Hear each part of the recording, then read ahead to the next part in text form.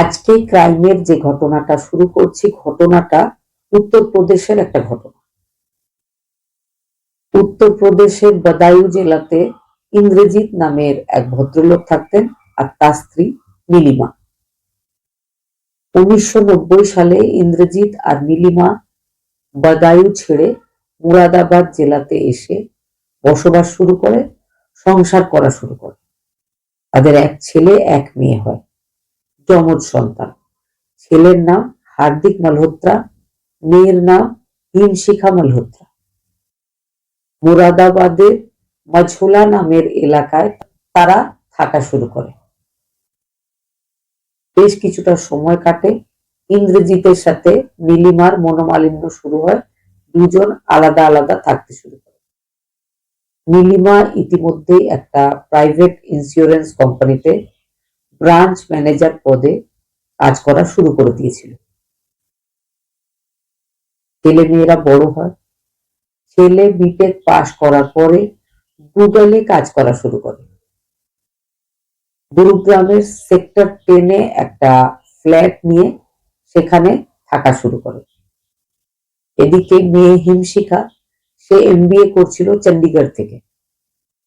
MBA complete করার পর হিমশিখা গুরুগ্রামের একটা আইটি কোম্পানির অ্যাসিস্ট্যান্ট ম্যানেজার পদে নিযুক্ত হয়। সেও নিজের যে ভাই হার্দিক, তার ফ্ল্যাটে একসাথে গিয়ে থাকা শুরু করে। তারা দুজন গুরুগ্রামে থাকতো, মা তাদের মুরাদাবাদের বুদ্ধিবিহার এলাকাতে একটা ভাড়া ঘরে একাই থাকতো। হার্দিক আর হার্দিকের যমজ বোন হিমশিখা, দুজনের বর্তমান বয়স 25 বছর। যখন কোনো অকেশন থাকতো তখন ভাই বোন দুজনে মায়ের কাছে আসতো। 2026-এর হোলি 3 তারিখে দুই ভাই বোন হোলি সেলিব্রেট করার জন্য মায়ের কাছে এসেছিল। হোলি তারা মায়ের কাছে কাটিয়েও ছিল। 6 তারিখ শুক্রবার তাদের বুদ্ধিবিহার এরিয়া থেকে গুরুগ্রাম, নিজেরা যেখানে কাজ করে সেখানে ফিরে আসার কথা ছিল। হার্দিক হঠাৎ করে রেগে গিয়ে নিজের যমজ বোন হিমশিখাকে কিচেন নাইফ দিয়ে 40 বার আঘাত করেছিল। পেটে, মুখে, বুকে, কোথাও বাদ দেয়নি। প্রথম কিছুক্ষণ সে খাটেই ছিল। খাটে তাকে আঘাত করার পর তাকে নিচে ফেলে দিয়েছিল। তারপরে তাকে মোট 40 বার আঘাত করেছিল। এখানেই সে থেমে যায়নি।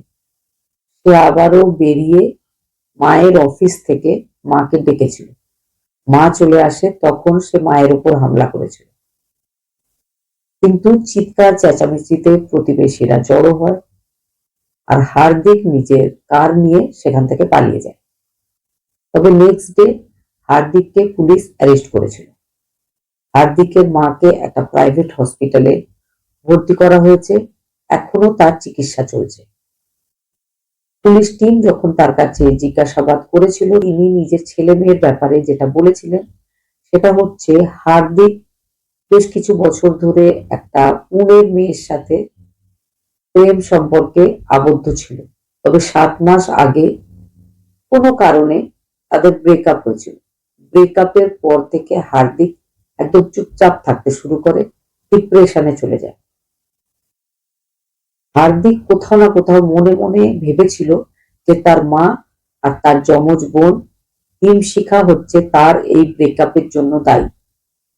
সে কোনোভাবেই সেই মেয়েটাকে ছাড়া নর্মাল লাইফে ফিরে আসতে পারছিল না। হিমশিখার ব্যাপারগুলো ভালো লাগছিল না।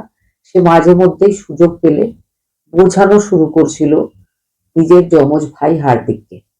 মাও কিন্তু চাইছিল যে ছেলে আবারও নর্মাল লাইফে ফিরে আসুক। সেই জন্যই হয়তো ঘটনার দিন হার্দিককে তার বোন বোঝাবার চেষ্টা করছিল। হার্দিক এতটাই উত্তেজিত হয়ে রেগে যায় যে সে নিজের বোনকে নিজে হাতে শেষ করে দিয়েছিল। মাকেও শেষ করার চেষ্টা করেছিল, তবে সেটা আর হয়ে ওঠেনি। নেক্সট ডে 7 তারিখে হার্দিক অ্যারেস্ট হয়েছে। বর্তমানে হার্দিক পুলিশ কাস্টাডিতে রয়েছে, তার জিজ্ঞাসাবাদ চলছে। জিজ্ঞাসাবাদে যেটুকু বোঝা যায়, হার্দিক নিজের মাকে আর নিজের বোনকে নিজের ব্রেকআপের জন্য দায়ী মনে করে, আর সেই জন্য সে তাদের সাথে এই ঘটনা ঘটিয়েছে।